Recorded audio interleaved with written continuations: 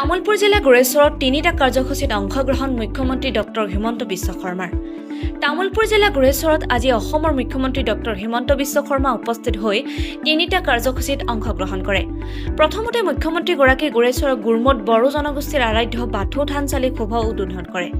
ইয়াৰ পিছতে গুৰেশ্বৰ মহাবিদ্যালয়ৰ সোণালী জয়ন্তী কাৰ্যসূচীত অংশগ্ৰহণ কৰে। সোণালী জয়ন্তীৰ কাৰ্যসূচীত অংশগ্ৰহণ কৰি মুখ্যমন্ত্ৰীগৰাকীয়ে কয় যে অতি শীঘ্ৰে গুৰেশ্বৰ মহাবিদ্যালয়ত বিজ্ঞান শাখাৰ অনুমোদন দিয়া হ'ব। লগতে গুৰেশ্বৰ বগামাটিৰ পথ উন্নতিকৰণ কৰা আৰু গুৰেশ্বৰৰ ৰেল গেটত উৰণীয়া সেতু নিৰ্মাণ কৰা হ'ব বুলি কয়। ইয়াৰ পিছতে শেষৰ কাৰ্যসূচীত মুখ্যমন্ত্ৰীগৰাকীয়ে গুৰেশ্বৰ মণ্ডল বিজেপিৰ কাৰ্যালয় শুভ উদ্বোধন কৰে।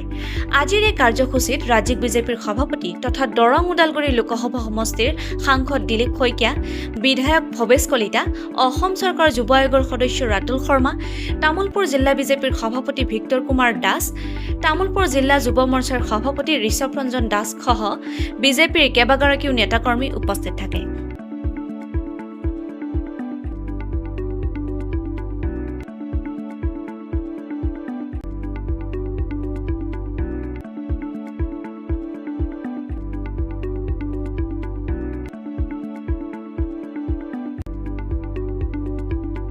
গুৰেশ্বৰ মহাবিদ্যালয়ৰ সোণালী জয়ন্তী অনুষ্ঠানত অংশগ্ৰহণ কৰিলোঁ।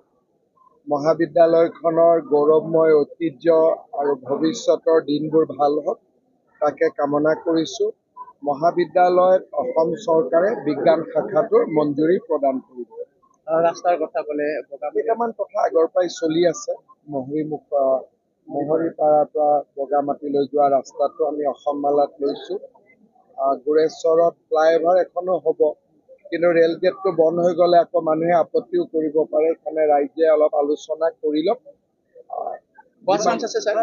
যদি ৰাইজে বিচাৰে, কিন্তু ৰেল গেটটো বন্ধ হৈ যাব।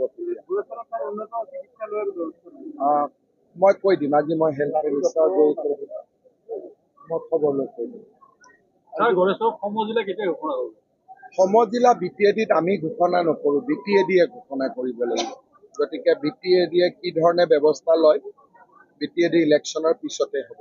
তেনেকুৱাতো আজিৰ দিনততো তেনেকুৱা চিন্তা কৰাৰ নাই। আমি 8খন কলেজক বিশ্ববিদ্যালয় কৰিছোঁ। মাত্ৰ প্ৰথম নাকৰ A+ গ্ৰেডলৈকে আমি আহিব লাগিব। গতিকে বাংলাদেশত যোৱাত আপত্তি কি আছে? বাংলাদেশটো ভাৰতৰ বন্ধু ৰাষ্ট্ৰ আছিল ন। বাংলাদেশত আমাৰ হিন্দুৰ কেইবাটাও মন্দিৰো আছে। ঢাকেশ্বৰী মাৰ দৰে বাংলাদেশত যোৱাত আপত্তি কি আছিলে? বাংলাদেশৰ প্ৰধানমন্ত্ৰীকে ভাৰতে এতিয়া অতিথি কৰি ৰাখি থৈছে। ওদালগুৰিত এতিয়া সেইটোৰ উত্তৰ মই দিব লাগিব। চাপৰত এভিকশ্যন হৈছিল প্ৰায় 6টা বজাত কমপ্লিট হৈ যাব। ৰাইজে নিজে আঁতৰি গৈছে। তেনেকুৱা কোনো জোৰ জবস্তি কৰিবলগীয়া হোৱাই নাই। নতুন ভৱন নিৰ্মাণ হ'ব। মোক বিজ্ঞান শাখাটোৰ দায়িত্ব লৈছোঁ। বাকী কামবোৰ চলি আছে, চলি থাকিব।